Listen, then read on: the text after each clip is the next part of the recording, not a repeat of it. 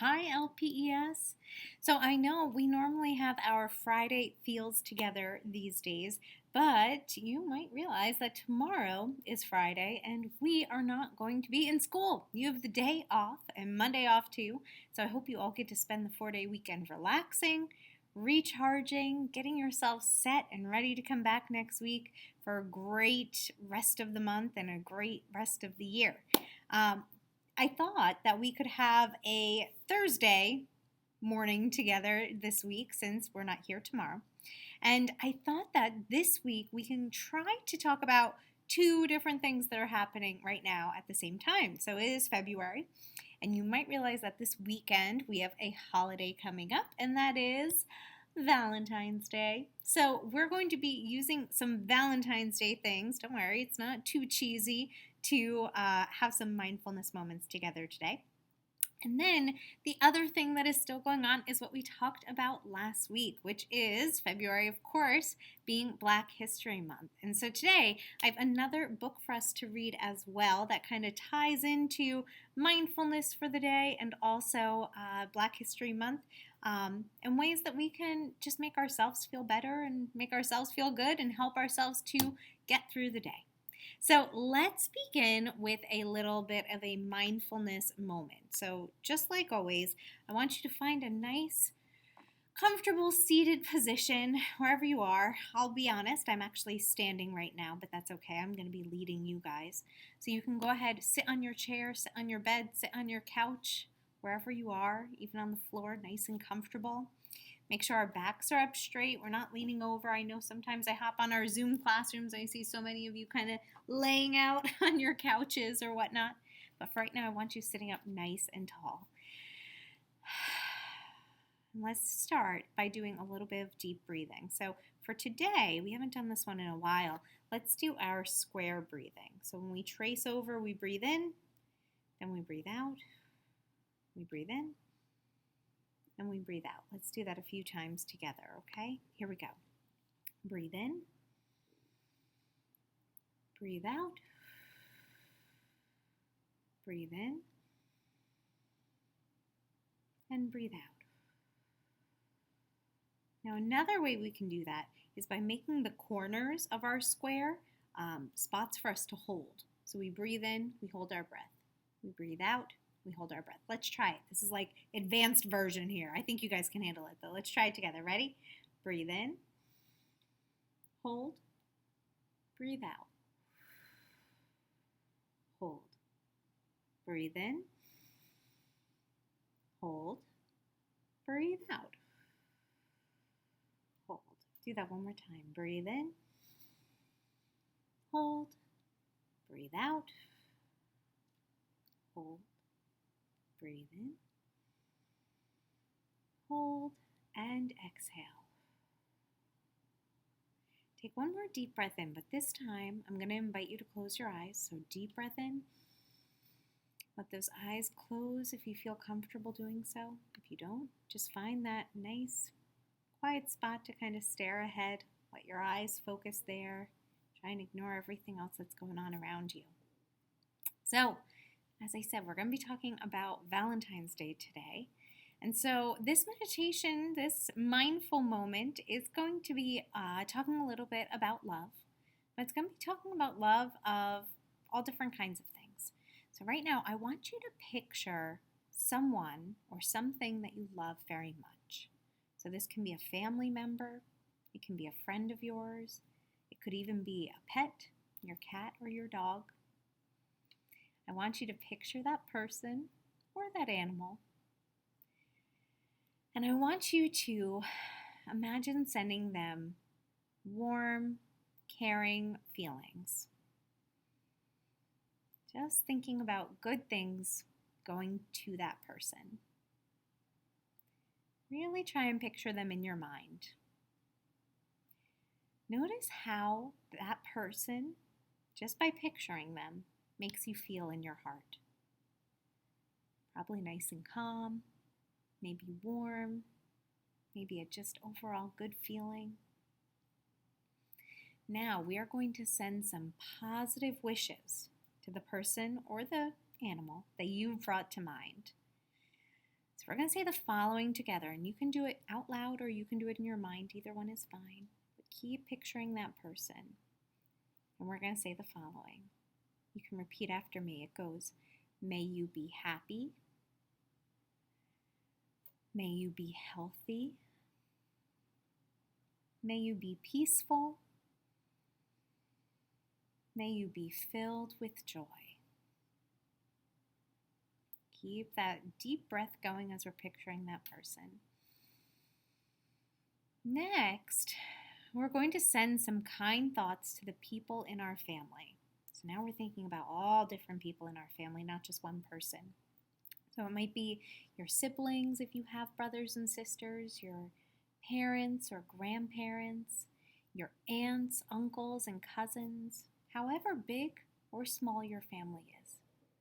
Picture those people in your mind right now. And again, we're going to take a deep breath in. And either out loud or in your mind, you're going to repeat after me to those people. May you be happy. May you be healthy. May you be peaceful. May you be filled with joy. All right. Take another deep breath in. Now this one's a little different. So far we've been picturing people that we know. We've been picturing people that we love, family, friends, pets, or people that are in our family, our extended family. And now we're going to picture people that we actually don't know. So last week we talked a little bit about people that might look different from us, have different color hair, have different color skin, maybe their face, their body, all different things about them might be different from us, or the language that they speak, or the country that they live in. Right now, I want you to picture a child, or it could be a few people, that are different than you. Picture them in a country that is different than ours. Picture them on the other side of the world. So take a deep breath in. And imagine all of the children living around the world, the ones in your own neighborhood, and the ones living far away in other countries. And all of them, let's say that chant together again, that nice sentence. So I'm going to repeat it. I'm going to say it first, rather. You're going to repeat it after me. Picturing those kids that look different than we do, or maybe kids also that look the same. All of them mixed together. So we're going to say, may you be happy. May you be healthy. May you be peaceful. And may you be filled with joy. Take another deep breath in. Wonderful. And now, finally, we are going to send some loving kindness to ourselves. Sometimes it can be challenging to send kind wishes to ourselves, not just for kids, but for grown-ups too. Sometimes it's hard for us to love ourselves, to be kind to ourselves, to not be judgmental or critical of ourselves, saying those mean thoughts to ourselves that we've talked about in the past.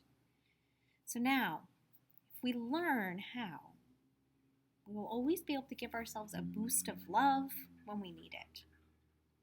For right now, I want you to imagine sitting in a nice, quiet place where you feel comfortable and safe. You might even be there right now. Maybe you're in your bedroom. Maybe you're somewhere safe in your house. Wherever you are, picture a nice, calm, peaceful place. Now this one we're going to say to ourselves 3 times. And again, it can be out loud or in our minds. We're going to say, may I be healthy. I'm sorry, I made a mistake. May I be happy. May I be healthy. May I be peaceful. May I be filled with joy. Let's say that one more time. May I be happy. May I be healthy. May I be peaceful. May I be filled with joy. Take a deep breath in. Take your hands and let's put them over your heart. Try and see if you can feel your heartbeat. Take a deep breath in. Let's say that together one last time. May I be happy. May I be healthy. May I be peaceful. May I be filled with joy.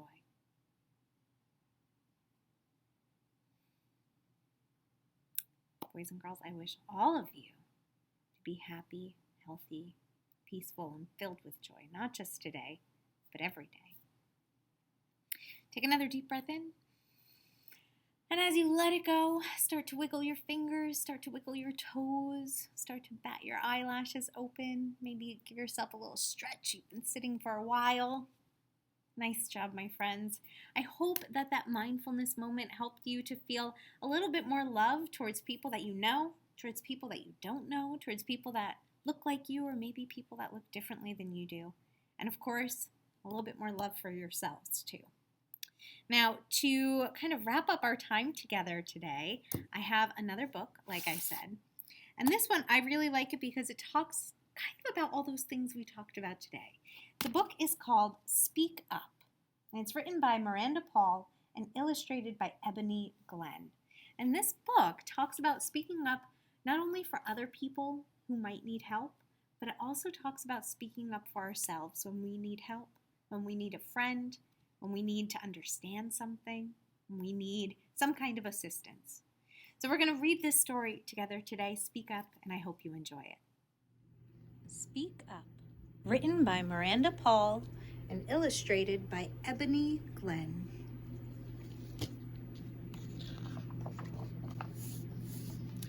There are times we should be quiet. There are days for letting go. But when matters seem important, speak up. Let others know. With so many ways to speak up, like a sign, a smile, a shout, if we could make things better, why not let our words come out?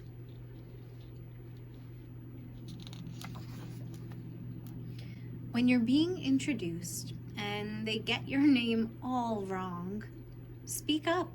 Say your name. You are you, and you belong. I wonder if this has ever happened to any of you listening. I know there are times when even I make mistakes and say students' names wrong, and we want to say your names right, and your names need to be pronounced correctly. So we should speak up and let people know in a very nice, polite way just how to say your name.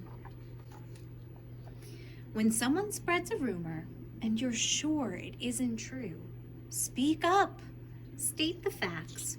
Truth can open up our view.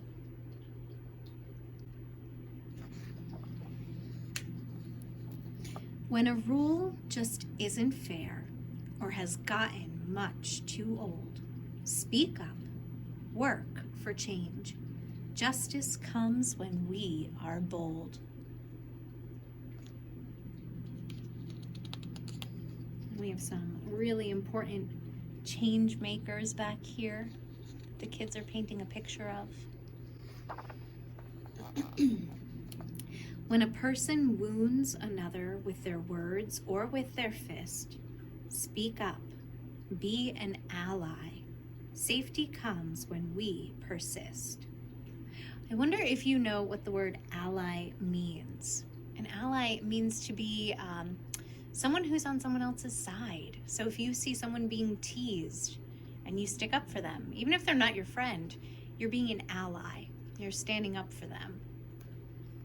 If you see someone who's lonely, or if they're having a bad day, we have this boy in the corner here, looks like he doesn't have anywhere to sit. Oh, I hate that feeling, don't you? Speak up. Share a moment. Kindness goes a long way. When you make a small mistake, even if you didn't know, she knocked her milk over, it looks like. Speak up. Say you're sorry. Learn to listen. Learn to grow. When you have a special day or you're given something neat, doing some kind of cool science experiment, it looks like, speak up. Shout your thanks. Gratitude makes life so sweet.